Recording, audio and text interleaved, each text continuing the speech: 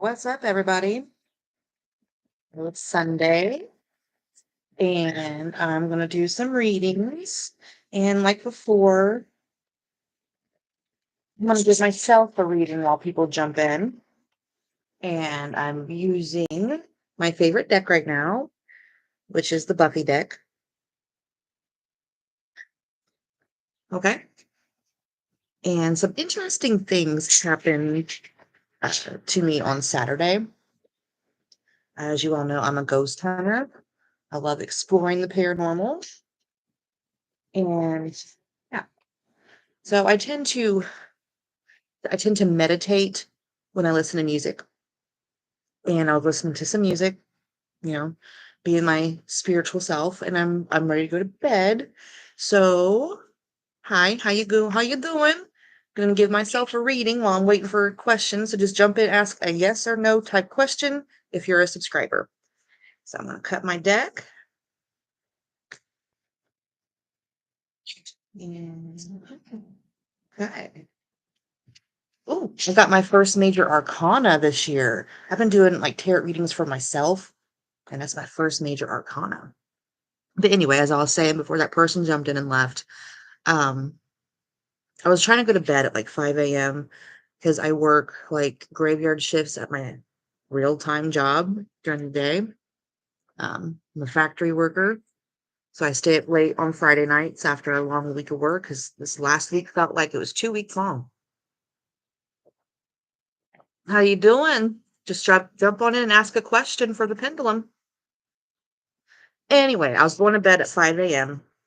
And if you don't know me, I live with my phone on silent vibrate, so my phone doesn't make any sound, it vibrates. So it's 5 a.m. and I'm trying to go to bed, and it sounds like a telephone rings from like 1992 right next to me.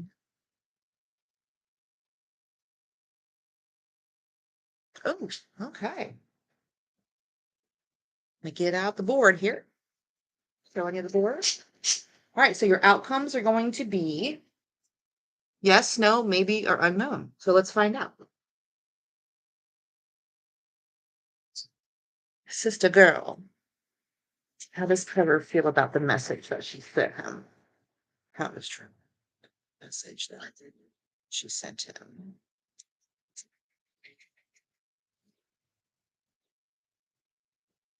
Oh, okay. Now you can't see it that well, but it is going between unknown and no. So what that's indicating is if he got the message that he was sent, he's unsure about some things, and he has some things that he needs to figure out before he responds to you. So yeah, it's definitely an unknown type of outcome. Thank you for joining me. But yeah, so Saturday night I had a 1992 style ringtone going off next to me at 5 a.m. while I'm trying to go to sleep. You're welcome, sister girl. So after I do these online readings today, I'm going to hop over to the graveyard to my home base spot and ask who was trying to call me at 5 a.m. because I was going through my graveyard shifts that I did a couple weeks ago before the eclipse.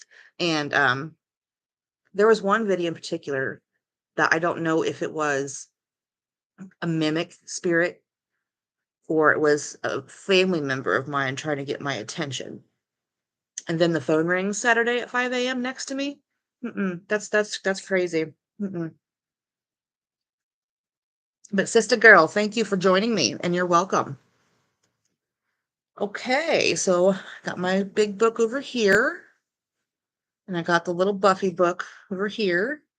So when I do the 2 card pool, it's what's my problem and what's my solution for the week.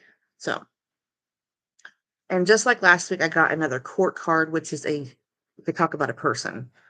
And the last week's person, I definitely knew who that was talking about. So Queen of Chalices, so Queen of Cups. That type.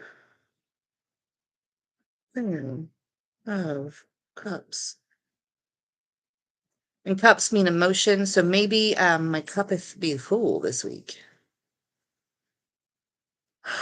Let me show you guys the card.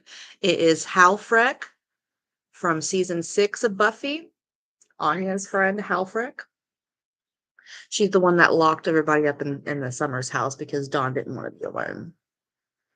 Okay, a mature, emotional female, loving, warmth and sensitivity, kindness, happiness, intuition, romance, loyal, faithful, shy, wounded, beautiful, daydreamer, psychic, empath, inspirational healer, listener, counselor, caring, supportive, and a good mother. This actually might be talking about myself. Okay, so in a general context, this card can signify a woman or a woman in your life who will be supportive and caring towards you.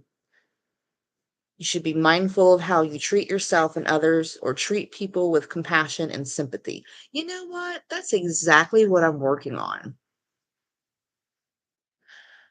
She can also indicate that you may be more sensitive than you let on to the outside world, and that harsh actions or hurtful comments can affect you more than you show the outside world. This card can also indicate a tendency to daydream and a big imagination.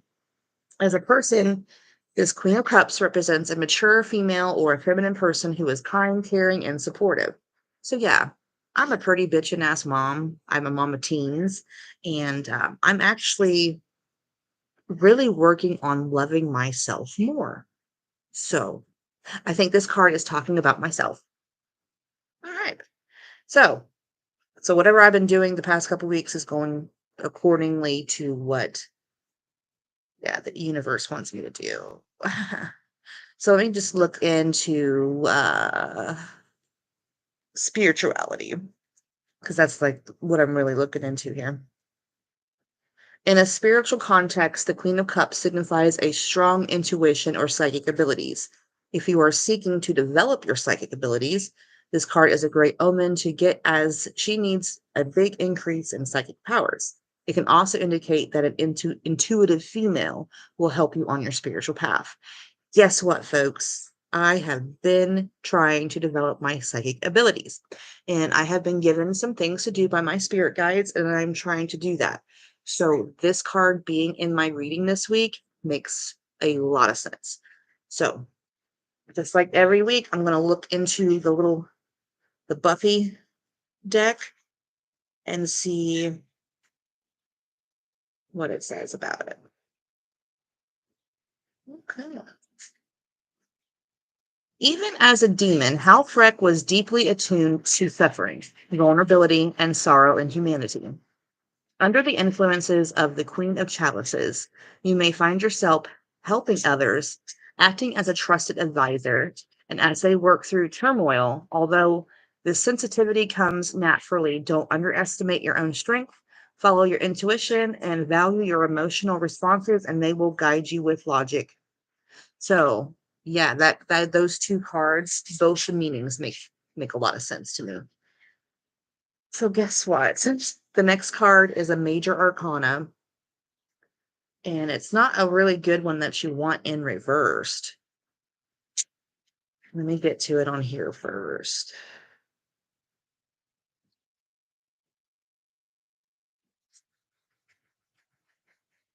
Hey, come on, where's it at?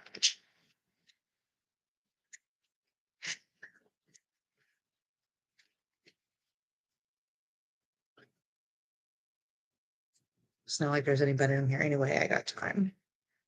Looking for the Wheel of Fortune. And you know what? The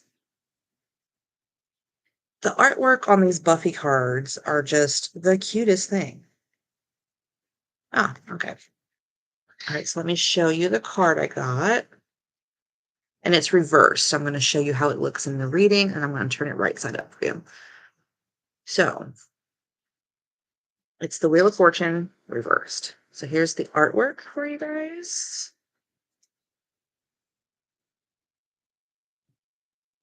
Wheel of Fortune, but it's reversed. So they always have different meanings when they are not upright. So I'm going to look into what it means in the big book before I look into the Buffy deck.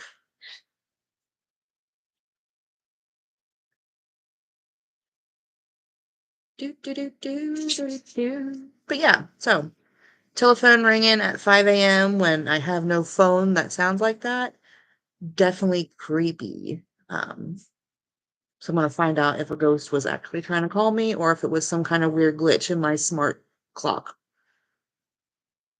I gotta go all the way to the bottom of this page because it's reversed. All right.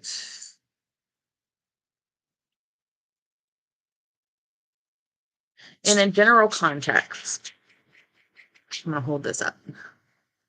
In a general context, the Wheel of Fortune reverse still indicates change, but this change is likely to be negative and unwelcome. The reversed Wheel of Fortune is a strong indicator that there is a challenging time ahead and that change may be difficult to adjust to. It can represent that things had been going well and have suddenly quit and unexpectedly fallen apart. This sudden deterioration can leave you feeling powerless, out of control, and as if external forces are working against you. However, that is not the case.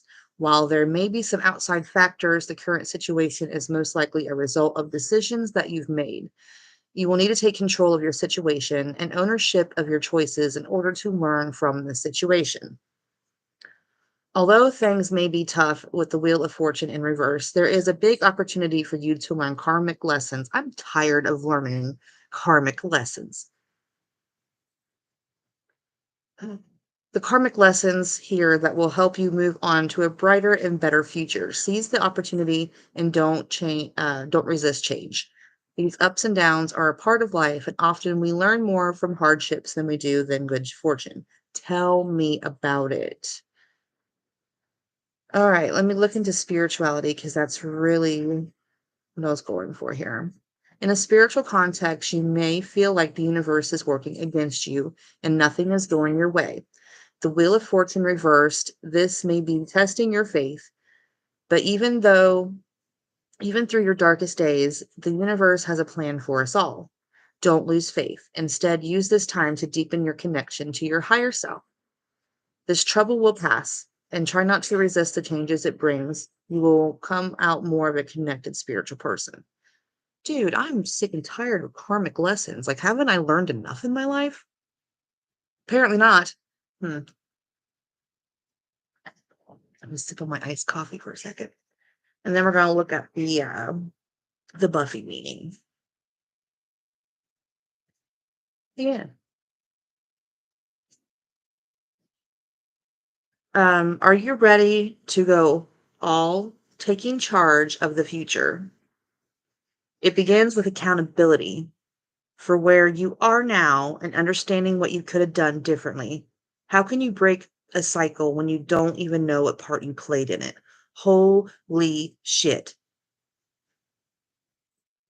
Learn from the past so you can avoid future mistakes. And you just might find yourself changing the course of history. Go you. So I like the Buffy interpretation better than the Writer White book.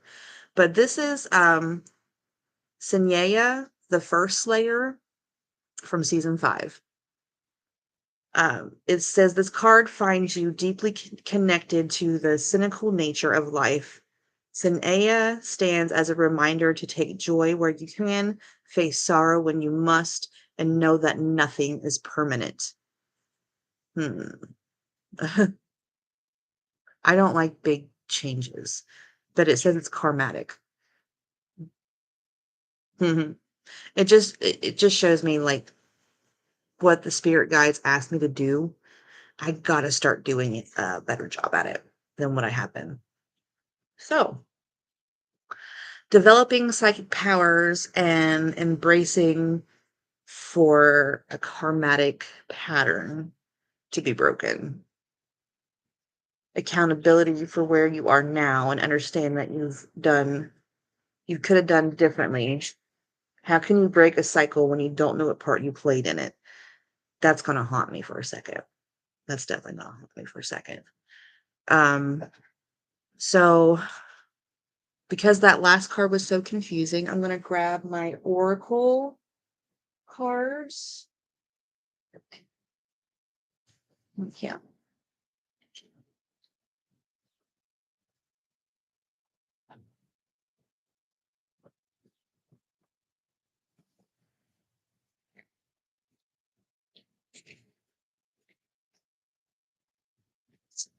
Oracle cards are just simple little yes or no answers. So they work really good with tarot cards. So I'm gonna ask it something while I shuffle.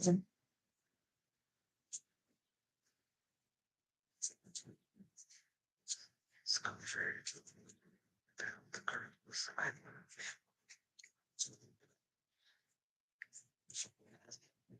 But I don't like these oracle cards because they say the dumbest shit. No, like today is a sacred gift from the universe. I want a yes or no.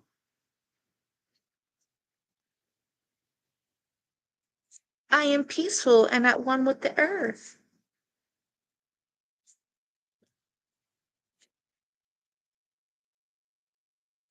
You will not stand in the shadow of another. So they're not really oracle cards. Um, they're like motivational speech cards. I mean, what can you expect from something from Five Below, right? Like, don't buy your spiritual shit from Five Below. It's crap. Let's try another one. I will love myself.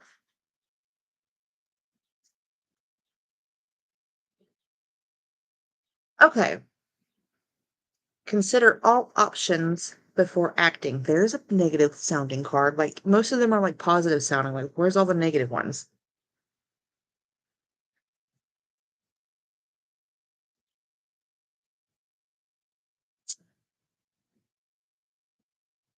Radiate confidence. Oh, I'm going to ask the pendulum instead for these Five Below oracle cards.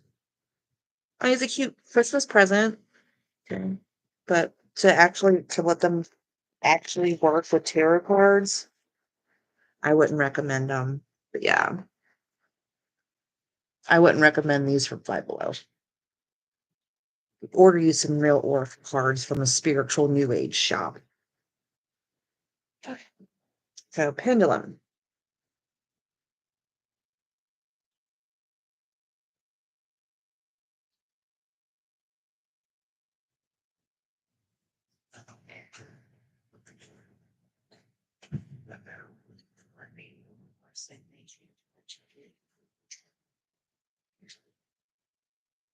That's what I thought. That's what I thought. Yep. So it's nothing bad. It's more of a karmic thing for myself, not nothing like horrible.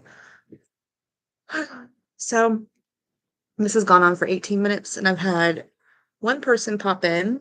Thank you, sister girl. Um, yeah, got my iced coffee. The rosacea on my face is finally healing. It's not so red and pusterous anymore. Like I felt like I had leprosy for like a month. But yeah, well,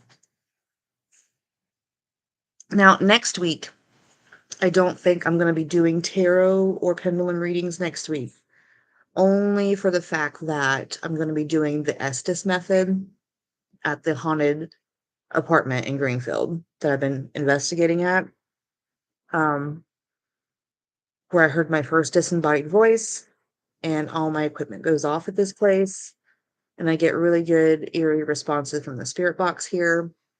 So I'm going to use myself as a vessel with noise canceling earbuds and an eye mask, and I'm going to have the SB7 in those earbuds. And I'm going to sit by where the president's brother saw a full bite apparition, and we got confirmation last time I was there that there is a ghost attached to an old rocking chair right in that room.